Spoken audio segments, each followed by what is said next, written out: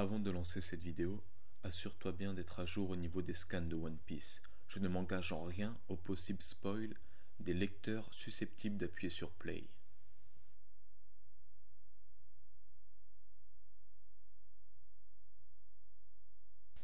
Bonjour, bonsoir, salut à tous, ici Riger. On se retrouve aujourd'hui pour une nouvelle hypothèse One Piece, cette fois-ci sur le pouvoir du fruit des barrières.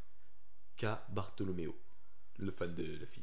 Bref, donc, pourquoi est-ce que je veux parler de ce fruit?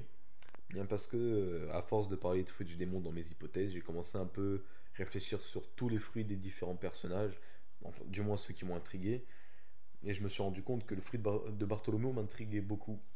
Et étant donné qu'il fait encore partie des fruits qui ont auxquels on sait encore rien, à part le fait qu'il puisse créer des barrières en croisant ses doigts, il y a plein d'hypothèses qu'on pourrait soulever.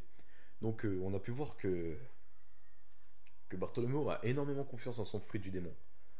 Tout comme, euh, tout comme l'avait Bellamy à l'époque, là, il y a 2 ans avant, où il avait tellement confiance en son fruit du ressort qu'il pensait qu'il était devenu invincible grâce à ça.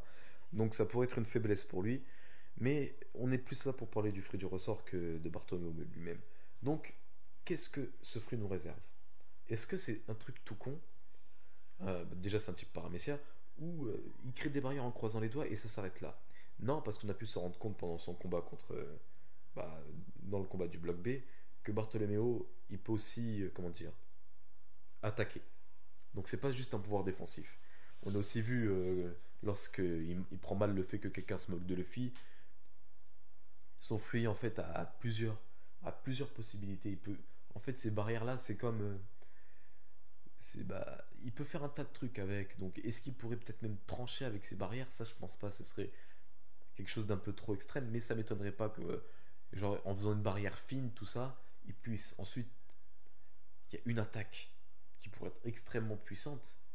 Il pourrait briser sa propre barrière pour créer des sortes de morceaux de verre. Donc, ça pourrait très bien être une sorte d'opposé enfin une version paramécia du fruit du verre qui coupe, hein, pas le verre de terre. Donc voilà. Ensuite, la question que je me pose, c'est quelle est la limite défensive?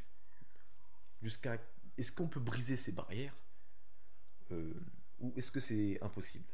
Bon, je pense bien sûr qu'on peut les briser, mais sur quoi est basée la force de ces barrières? Est-ce que c'est simplement la solidité auquel on a droit, ou est-ce qu'il faut que lui derrière, il donne un peu de sa volonté entre guillemets?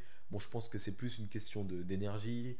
Vous voyez, genre du style, ouais, si ça l'épuise, plus il donne son énergie dedans, plus la barrière est solide, plus la barrière est grande, et plus la barrière se déplace vite.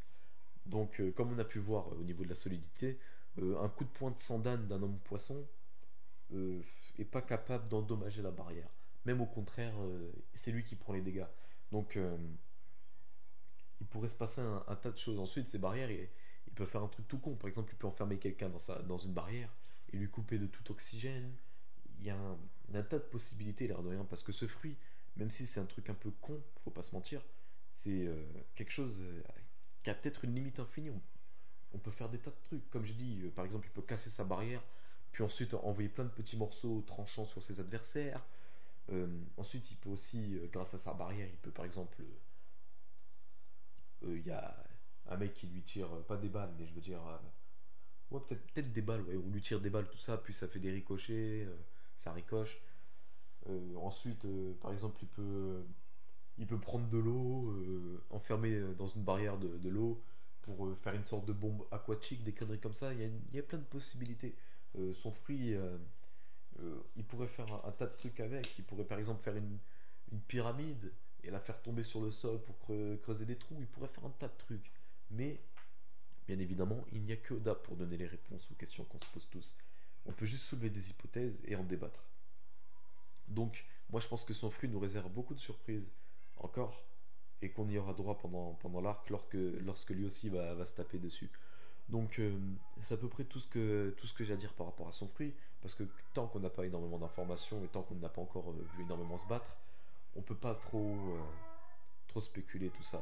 On savait pas beaucoup de choses au sujet de son fruit, donc j'ai même pas fait d'étape qu'est-ce qu'on sait à son sujet. Donc, si, j'ai dû en faire une. Oui, j'en ai fait une. Donc voilà, c'est tout ce que j'ai à dire. C'était Riger. Bonne journée, bonne soirée à tous.